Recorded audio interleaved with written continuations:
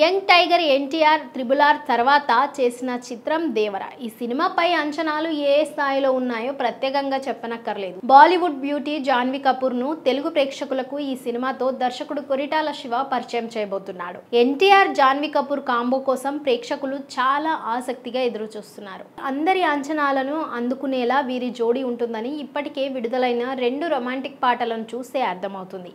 దేవర cinema విడుదల తేదీ దగ్గర పడుతున్న కొద్దీ ఫ్యాన్స్ ప్రేక్షకుల్లో ఆసక్తి అంతకంతకు పెరుగుతూనే ఉంది.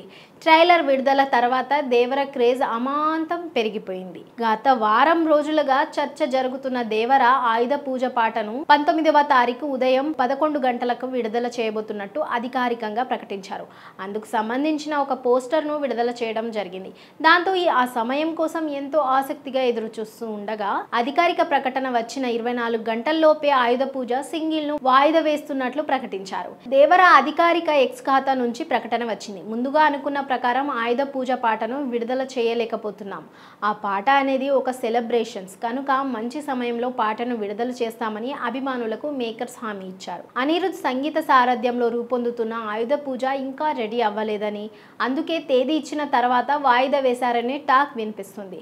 అసలు విషయం ఏంటి అనేది చిత్ర యూనిట్ సభ్యులు క్లారిటీ ఇవ్వకపోవడంతో రకరకాలుగా పుకార్లు షికార్లు చేస్తున్నాయి. అనుకున్నట్లుగా రాని కారణంగానే ఆయుధ పూజ పాటను వాయిదా వేశారనే అభిప్రాయంను కొందరు నెటిజన్స్ వ్యక్తం చేస్తున్నారు. సినిమా విడుదల తర్వాత ఆయుధ పూజను చూస్తే బాగుంటుందని, ముందుగానే చూస్తే సినిమాలోని ట్విస్ట్లు రివీల్ అయ్యే అవకాశాలు ఉన్నాయని మేకర్స్ భావిస్తున్నారేమో అంటూ కొందరు అభిప్రాయం వ్యక్తం చేస్తున్నారు. మొత్తానికి అసలు విషయం ఏంటి అనేది మాత్రం మేకర్స్ క్లారిటీ ఇవ్వడం లేదు. మరో వారం రోజుల్లో వరల్డ్ బాక్సాఫీస్ ను షేక్ చేసేందుకు దేవర రాబోతున్నాడు.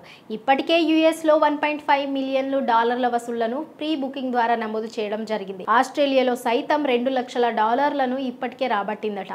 1-2 రోజుల్లో తెలుగు రాష్ట్రాలతో పాటు ఇండియాలో ఇతర రాష్ట్రాల్లోనూ దేవర అడ్వాన్స్ బుకింగ్ షురూ అయ్యే అవకాశాలు ఉన్నాయి. కనుక వసూళ్ల లెక్కలు ఏ స్థాయిలో ఉంటాయో అనే ఆసక్తి అందరిలోనూ కనిపిస్తుంది. నందమూరి కళ్యాణ్ రామ్, సుధాకర్, మిక్కిలినేనిలు సంయుక్తంగా ఈ సినిమాను దాదాపు 300 కోట్ల బడ్జెట్ తో నిర్మించారు. బాలీవుడ్ తో పాటు అన్ని పాన్ ఇండియా భాషల్లో సినిమాను భారీ ఎత్తున విడుదల చేయబోతున్న నేపథ్యంలో మినిమం పాజిటివ్ టాక్ దక్కించుకుంటే 500 కోట్లు వసూళ్లు ఖాయం అనే నమ్మకంను యూనిట్ సభ్యులు వ్యక్తం చేస్తున్నారు.